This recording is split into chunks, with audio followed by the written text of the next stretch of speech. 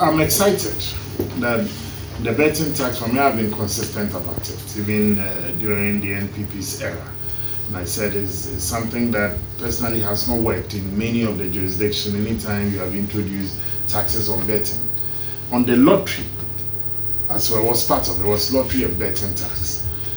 The National Lottery Authority, for instance, is owned by government. And apart from the things that they do, at the end of the day, they must also contribute into the national kitty. And then even when they have surplus, they must do good causes in collaboration with the ministry and the Minister of Finance and the board.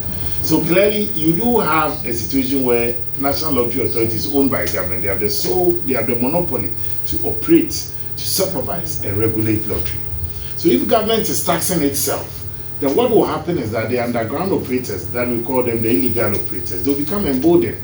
Because if you play with government, you are charged 10% on what you win. But if you play with the illegals, you get your full money.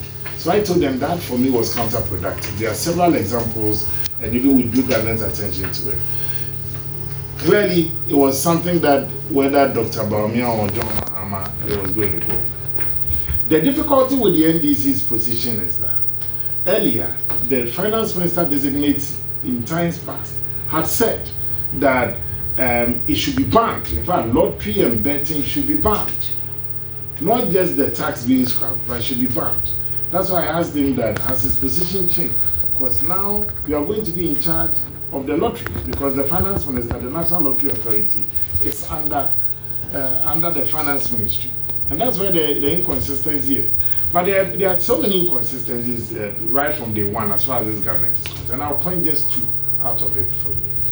If you take the Ministry of Energy and Green Transition, and this is a matter that I'm going to raise. The Energy Ministry itself is a polluting ministry. By that I mean that they emit these poisonous gases from some of the operations of it into the atmosphere. The COP, if you look at the Conference of Parties, that's the COP, the one that was held in Sharm el-Sheikh, Egypt. Ghana even launched the National Energy Transmission Policy. Subsequently, the United Nations have mandated a focal ministry in Ghana to be in charge of our climate-related matters. And for that, you are talking about the Environment, Science and Technology Ministry. The focal agency under that ministry is Environmental Protection Agency. So they've been charged to manage and transition us into green transition. Now, if you name a Ministry for Energy and Green Transmission, are you now going to move the implementing agency, the focal implementing agency under the United Nations or the Conference of Parties? Are you moving it now to be part of the Energy Ministry? So you are going to have a ministry that is polluting and greening. And so clearly, you are just setting yourself up for confusion. Unless you are going to move that agency, you cannot implement that transmission policy because it's been mandated already by the UN. Let me assume that it will be moved from there to the Ministry of Energy. When that happens, that means the Energy Ministry now, they are going to be polluting and greening. Mm-hmm. If you take many other countries, when they have lands, and again, I don't even know whether petroleum is part of the Energy and Green Transition Ministry. If it is, petroleum is a natural resource. Then that means obviously it should find itself under lands and minerals resources because it's a resource. Another confusion that you see on the executive instrument that was issued has to do with two other ministries. So you have the Ministry for Communications and Digital Technology. They have Ministry for Environment, Science and Technology. Where are we heading? Technology is technology. So under the big umbrella of technology, you also have digitalization.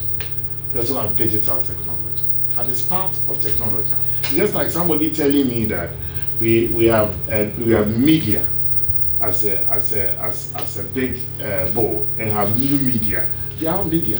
It's just the channel and the medium. Today, as we speak today, I don't have a cordless microphone on me. By the power of your technology, you're able to take my voice and video at the same time. So that is technology. but the channel you are using is a digital form. So they will keep coming. You let them keep coming and appearing before us. It's up to us to also go into it. And again, that's back to the betting tax as well. Government too should be clear as to what exactly they are going to use to replace whatever that the taxes that they are scrapping. Because what it is that you also have a program, an ongoing program with the IMF. So you have to be clear and consistent. Are we scrapping betting tax, e-levy, and this is what is going to come through.